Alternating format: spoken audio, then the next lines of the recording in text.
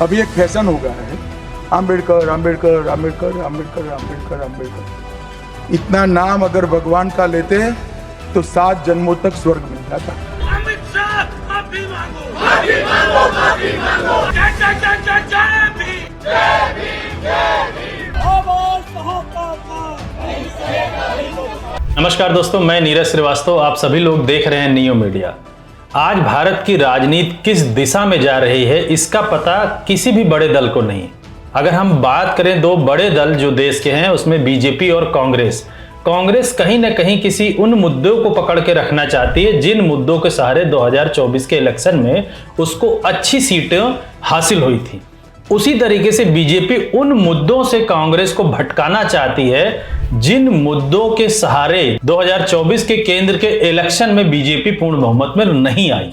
अगर हम गौर से 20 साल पहले की राजनीति को देखें तो एक समय ऐसा ही आया था जब कभी कांग्रेस के विरोध में बहुत सारे राजनीतिक दल आपस में खड़े थे और उसके बाद एक तीसरे दल का गठन हुआ था जिसको हम जनता दल के नाम से जानते हैं।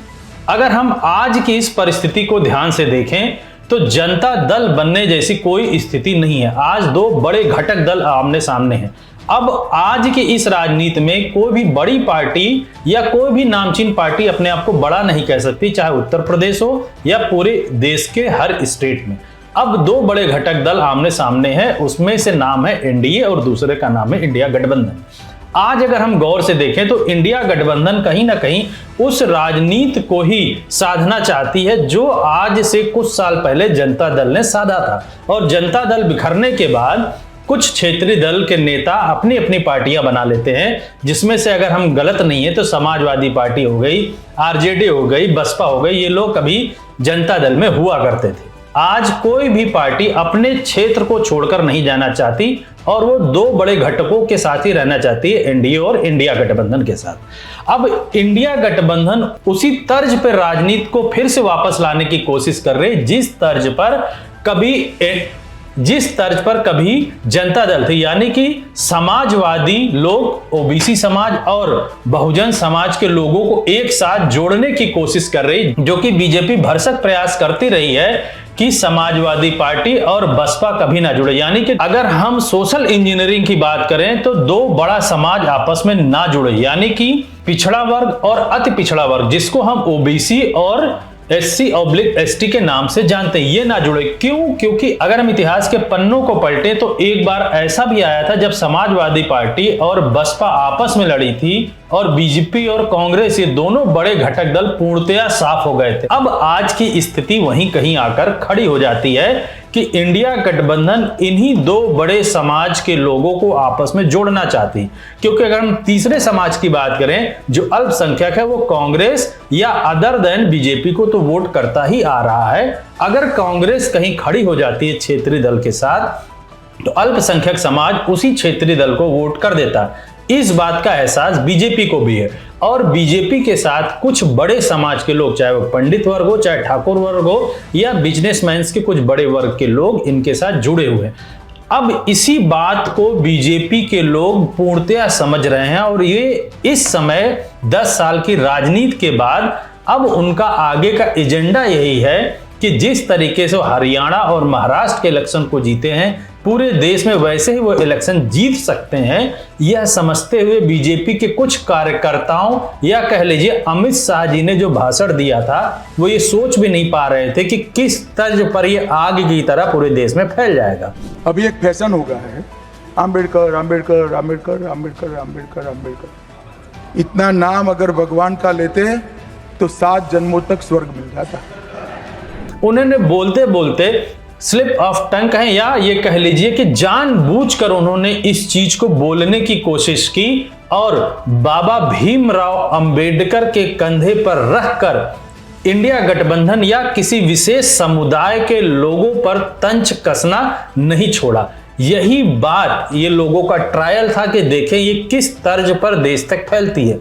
इन लोगों के दिमाग में ये बात बैठी हुई थी कि अगर हम एक बार इस तरीके की बात करके और इन मुद्दों को भटकाने में सक्षम रह गए तो मान के चलिए आने वाले समय में जिस हाशिए पर पिछड़ा दल खड़ा है वो और बुरे हाशिए पर पहुंच जाएगा। क्योंकि अगर ये बात पूरे देश में नहीं फैलती और इसके खिलाफ इंडिया गठबंधन नहीं खड़ा होता, हरियाणा और महाराष्ट्र की हार के बाद वो बिखर जाता, जो कि बीजेपी चाह रही है किसी भी तरीके से इंडिया गठबंधन को तहस नहस कर दे। इस मुद्दे को लेकर अगर एकजुट नहीं होते, जो कि एकजुट होता हुआ दिख रहा है, आम आदमी पार्टी भी दिल्ली में इसके खिलाफ विरोध प्रदर्शन दर्ज करा रही है और एकजुटता का प्रदर्शन भी कर रही है। अगर ये एकजुट नहीं होते तो ये मान के चलिए कि आने वाले समय में इंडिया गठबंधन भी टूटता और बीजेपी जिस रणनीति के तहत इस भाषण को संसद में देती है वो कहीं ना कहीं वो पार कर जाती अपनी रणनीति पे। लेकिन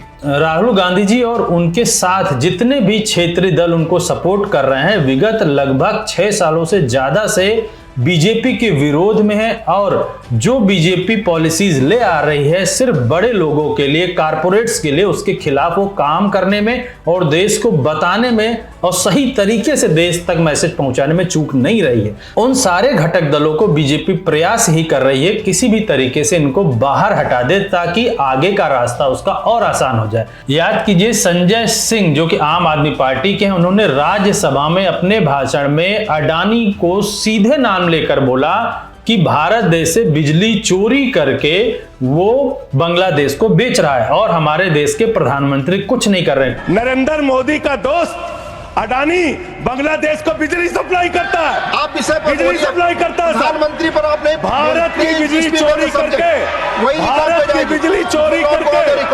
बांग्लादेशियों का घर रोशन करते हो। संविधान पर बोलिए। हमें ज्ञान बता रहे हो, प्लीज हमको ज्ञान बता रहे हो। हजारों करोड़ की बिजली चोरी करके झारखंड की बिजली, सर आप ही आ गए सर, मेरा तो नाम गायब हो जाता हूं मैं। सर झारखंड की बिजली चोरी करके, भारत की बिजली चोरी करके अडानी बांग्लादेश को पहुंचाता है। कुछ दिन पहले अगर आप गौर करिए तो कांग्रेस ने भी बोला था जो अल्पसंख्यक समाज है बांग्लादेश में, यानी कि हिंदू समाज, उसकी सुरक्षा के लिए हमारे देश के प्रधानमंत्री कोई कार्य नहीं कर रहे हैं। बांग्लादेश में जो अल्पसंख्यकों के साथ, जो हिंदुओं और ईसाइयों के साथ अत्याचार हो रहा है, उसके खिलाफ इस सरकार को आवाज उठानी चाहिए। बांग्लादेश की सरकार के साथ बातचीत करनी चाहिए और पूरा समर्थन देना चाहिए। अगर हम देखें तो यह बीजेपी का एकमात्र प्रयोग था कि बाबा भीमराव अंबेडकर के बारे में निगेटिव बोलना या निगेटिव सेंटेंस का इस्तेमाल करना पॉजिटिव सेंटेंस के सहारे,